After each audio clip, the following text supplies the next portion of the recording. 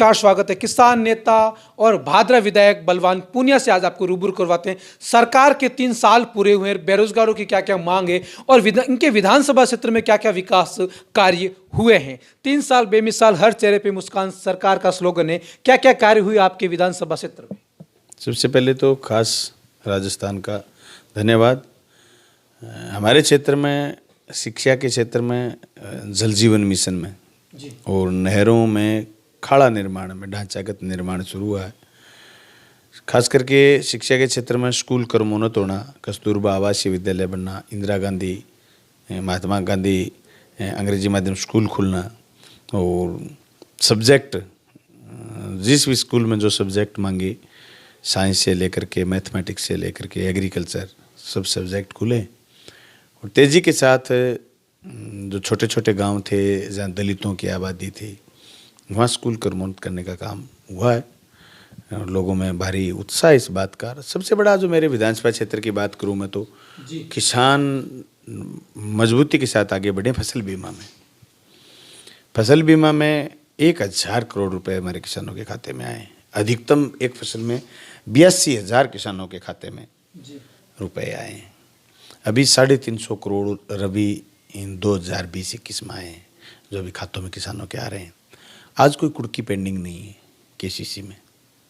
आज अगर कोई किसी ने सहकारी समिति में लिमिट बनवा रखी है उद्योग की, उसमें अगर किसी के पास कोई एप्लीकेशन या कोई या आया हुआ है पत्र कि आपने पैसे नहीं भरे, अलग बात है। केसीसी में कोई कुड़की नहीं है। ये सबसे बड़ी हमारी किसान की ताकत है, जो हमने लगातार, सिर्फ 3 साल ही नहीं, इस 3 साल से पहले लगातार हमने इसमें फसल बीमा पर काम करा है, किसानों को जगाने का काम करा है। इसमें सिर्फ हमारी ही नहीं, हमारे इलाके के किसान का कोऑपरेशन, किसान का सहयोग और किसान का जागरूकता और मुद्दों की पकड़ सबसे बड़ी मजबूत वजह है। सरकार चुनावी मैनिफेस्टो में वादा करती है कि संविदा कर्मचारियों को नियमित किया जाएगा। राजीव गांधी पैरा टीचर्स, मदरसा पैरा टीचर, शिक्षा कर्मी और उसके अलावा विद्यार्थी मित्र पंचायत से अभी भी धरने पर बैठे हैं। क्या लगता है कब तक इनका काम पूरा हो जाएगा? क्योंकि सेवा नियम की भी सरकार ने वार्ता बात कही है। सरकार ने इनको संविदा कर्मियों को परमानेंट करने की बात कही है। मैं तो आपको ये आश्वासन दे सकता हूँ कि अभी विधानसभा आने वाली है। सरकार को बहुत मजबूती के साथ इनको परमानेंट करने के लिए, इनको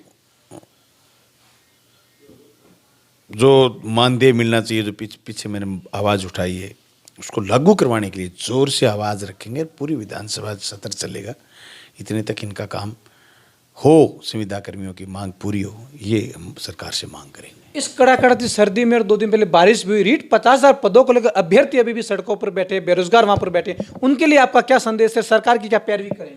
मैं कल सीएम साहब से मिला था जी, और मैंने बात भी करी थी।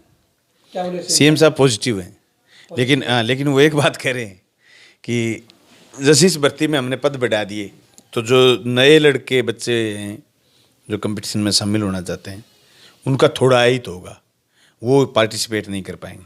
लेकिन उनका मूड पॉजिटिव लगा। हमने ये कहा भी बच्चों की मांग है और कोरोना की वजह से बीच में 2 साल रीट के एग्जाम नहीं हो पाई, इसलिए उनका क्लेम बनता है। तो मैं समझता हूँ सरकार पॉजिटिव रुख से बच्चों की बात सुनेगी और बेरोजगारों की बात सुनेगी। बात इसीलिए थोड़ी ज़्यादा महत्वपूर्ण हो जाती है कि बीच में रीट का 2 साल तक इन लड़कों को मौका नहीं मिला था। बिल्कुल, तब बात पॉजिटिव हो जाती है। सरकार और विज्ञापन निकाले और नौकरी निकाले, ये बेरोजगारों के पक्ष में सरकार कदम उठाए, कौन रोकता है? अभी भी मैं परसों आदिवासी क्षेत्र में जाके आया हूँ, जहाँ 50-60 घर हैं आदिवासियों के, वहाँ स्कूल नहीं है। सरकार खोल लेना स्कूल। अब मैंने सीएम साहब को कल ज्ञापन भी दिया है। उदयपुर की एक सराड़ा पंचायत समिति में गाँव है कबीतीपुरा जी, वहाँ के लिए मैं ज्ञापन दे के आया हूँ। उस गाँव में मैं गया, रुका, लोगों से मुलाकात करी, तो वहाँ 50-60 घर थे।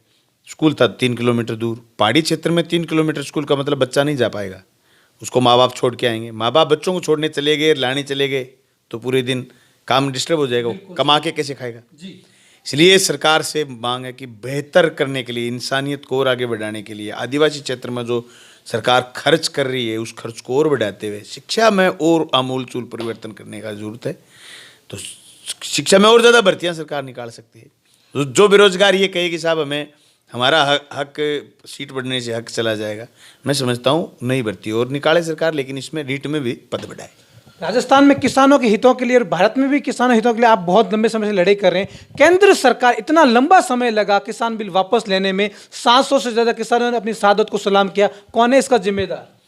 निश्चित तौर से मोदी सरकार किसानों के खिलाफ कानून लेकर के आई। मैं तो अभी भी कहना चाहता हूँ, अभी कोई वो हारे थोड़ी हैं।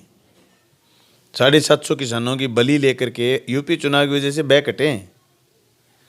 अभी महाराष्ट्र में बयान दिया है केंद्रीय कृषि मंत्री तोमर ने, पीछे हटे हैं। भी एक कदम पीछे हटे हैं। वो कह रहे हैं लंबी छलांग लगाने के लिए एक कदम पीछे हटना जरूरी है, हम पीछे हटे हैं फिर आगे बढ़ेंगे। ये इनकी पॉलिसी, इनकी नीतियाँ हैं। पर किसान मजबूती से लड़े हैं। किसान कौन से रुक गए? तो हम कहना चाहते हैं तोमर साहब को कि तोमर साहब हम भी गाँव में गए, लठों के तेल लगाने गए, लठ लेकर फिर सड़क पर आ बैठेंगे।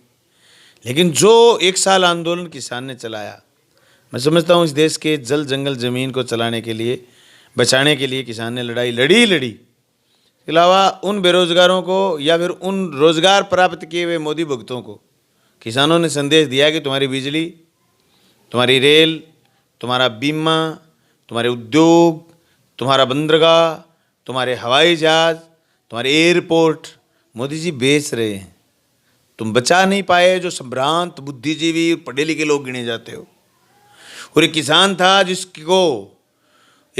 था जिसको पढ़े लिखे लोग जाहिल समझते हैं, जिसकी शक्ल देख करके एटीट्यूड में लोग बात करते हैं। उस किसान ने अपना खेत बचाने का काम करा और मोदी सरकार को परास्त करा। हमने यही बात राजस्थान की विधानसभा में रखी थी जब तक एक पीपली के आंदोलन को छोड़ करके बड़ा आंदोलन देश में नहीं था। लेकिन ये बात मैंने इसलिए राजस्थान की विधानसभा में रखी कि सरकार के खिलाफ किसान खड़ा होगा, क्योंकि किसानों के आंदोलन से हम उपजे हैं।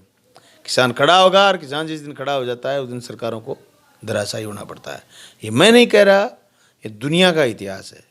जहाँ भी लोग खड़े हुए, जहाँ भी लोगों ने खड़े होकर के सरकारों को ललकारा और बड़ी संख्या में लोग इकट्ठे हुए, लंबी लड़ाई लड़ी, वहाँ हमेशा लोग जीते हैं। जबकि व्यापक रूप से लोग खड़े हो जाएं तो जनता जीतती है। एक बड़ा सवाल है, राजस्थान में उपचुनाव में बीजेपी तीसरे और चौथे नंबर पर रही है। क्या लगता है 2023 चुनाव में क्या समीकरण रहेंगे, किसकी सरकार बन सकती है? देश में बीजेपी का डाउनफॉल शुरू हो गया। केंद्र लगातार महंगाई के कारण आम व्यक्ति परेशान है। पेट्रोल डीजल की महंगाई की मार को लेकर, बिजली भी बहुत महंगी। आम व्यक्ति इन समस्या को समाधान कैसे करे? बिजली राजस्थान में भी महंगी है और मैंने कल सीएम साहब से बात भी करी, भी आप बिजली के दाम घटाओ। राजस्थान का आम उपभोक्ता बिजली से तरसता है। और देश में महंगाई, गैस सिलेंडर, बिजली के बाद बात करें गैस सिलेंडर 1000 रुपये का गैस सिलेंडर। उसके बाद बात करें हम कि रोटी, कपड़ा, मकान सब महंगा हो गया। जरूरत की चीज़ें सब महंगी हो गई। नए साल से फिर महंगा हो रहा है। जो जागरूकता आई, चलन बढ़ा है, पहनावा बढ़ा है, लोगों का लिविंग स्टैंडर्ड ऊंचा होता जा रहा है। इसी के बदले में आमदनी नहीं है। ये झूठे स्लोगन, झूठे नारे मोदी जी के ये फेंक लगने लगे लोगों को।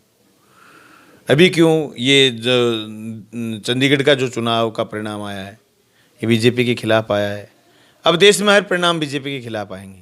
मैं तो कह रहा हूँ कि राजस्थान में जिस दिन हमने सरकार नहीं गिरने दी, वो लड़ाई हमारी कोई छोटी लड़ाई थोड़ी थी। भैया आप मध्य प्रदेश में कामयाब हो जाते हो, आप गोवा में कामयाब हो जाते हो, आप कर्नाटक में कामयाब हो जाते हो, आप राजस्थान में आकर के ब्रेक लग गया। ये लड़ाई यही थी जो हमने लड़ी कि आप चुनी हुई सरकार को नहीं गिरा सकते। वहाँ से डाउनफॉल होना शुरू हुआ कि आप दादागिरी नहीं कर सकते। ये लोकतंत्र को मजबूती से बचाने की जरूरत है। जिस तरीके से मोदी जी बड़े पूंजीपति के पक्ष में फैसले ले रहे हैं, डेमोक्रेसी को नुकसान करने का काम कर रहे हैं, संविधान को परिवर्तित करने का काम कर रहे हैं।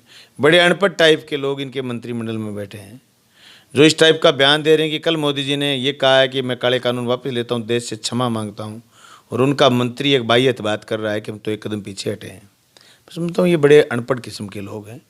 इन्होंने देश की गरिमा को ऊंचा नहीं किया, देश की प्रतिष्ठा को खराब करा है। देश का प्रधानमंत्री ये कह रहे हैं कि मैं किसान से क्षमा चाहता हूँ, वो कह रहे हैं कि हम एक कदम पीछे हटे हैं। ये साफ गोई नहीं है, ये साजिश है और ये षड्यंत्र है। ऐसे षड्यंत्रकारी लोग सत्ता में नहीं रहने चाहिए। आज महंगाई एक मुद्दा है, आज भ्रष्टाचार एक मुद्दा है, आज बेरोजगारी एक मुद्दा है। इसके साथ बड़ा मुद्दा हर नौजवान के लिए, हर संविधान पसंद आदमी के लिए, हर अमन पसंद आदमी के लिए, हर भाईचारा पसंद आदमी के लिए बीजेपी का सत्ता से बेदखल हो जाना एक मुद्दा होना चाहिए। राजस्थान में यूरिया के लिए बड़ी बड़ी लाइनें लग रही, किसान परेशान है। मैं हरियाणा के नज़दीक रहता हूँ। हरियाणा के बहल में आज से 5 दिन पहले लाइन थी, राजस्थान से बड़ी लाइन। ये लाइन कौन लगा रहा है? रासायनिक उर्वरक मंत्री तय करता है कि किस स्टेट में कितनी खाद जाएगी। राजस्थान का क्या लेने देना है इसमें? वो हर उस स्टेट को परेशान कर रहे हैं जहाँ किसान नहीं है, जहाँ खेती है। ये किसान को खेती से मोह भंग करवाना चाहते हैं। ये इनको देख लिया कि कानून कागज से नहीं माने, इतना परेशान करा है। बीजने से लेकर के खाद, पहले डीएपी नहीं मिली, अब डीएपी वाफर हो गई। यूरिया नहीं मिली, अब यूरिया वाफर हो जाएगी थोड़े दिनों में। जब दूसरा पानी गेहूँ में लग जाएगा, यूरिया की जरूरत नहीं बचेगी, यूरिया वाफर हो जाएगी। परेशान कर रहे हैं। 2 वर्ष सरकार के बचे, 2 वर्ष में आपने भादरा विधायक क्षेत्र में क्या क्या विकास कार्य और करवाएंगे आप? 14 बिरानी गाँव हैं जो हमारे सावा लिफ्ट कनाल से जुड़ सकते हैं। अमर सिंह ब्रांच सिद्धमुख नहर से नहीं जुड़े, उनको नहरी करवाना, और एग्रीकल्चर कॉलेज खुलवाना, रेलवे अंडर ब्रिज C65 पर अंडर ब्रिज या और ब्रिज बनवाना, कुछ महत्वपूर्ण सड़कें हैं उन सड़कों का काम करवाना, कुछ CHC PHC खुलवानी है, कुछ स्कूल क्रमोन्नत और करवाने हैं। कन्या महाविद्यालय है जो अभी संस्था चला रही है, ग्रामीण कन्या महाविद्यालय, उसको राजकीय कन्या महाविद्यालय में बदलवाना। ये हमारी मांगे हैं जो सरकार के सदन में चलेंगी। मुख्यमंत्री जी से करीबी, आगे भी करेंगे, मजबूती से लड़ेंगे। आपने सुना किसान हितैषी दबंग विधायक भादरा विधायक को हर मुद्दे पर पैनी नजर रखे हुए हैं, हर मुद्दे पर बेबाकी से अपने शब्दों को रखा, बातचीत की। बेरोजगारों के मुद्दे पर, सरकार के 3 साल के मुद्दों पर, केंद्र के किसान बिलों को लेकर भी बात की। ये खास रिपोर्ट रमेश देगड़ा के साथ में मैं कुलदीप चारण, खास राजस्थान, जयपुर।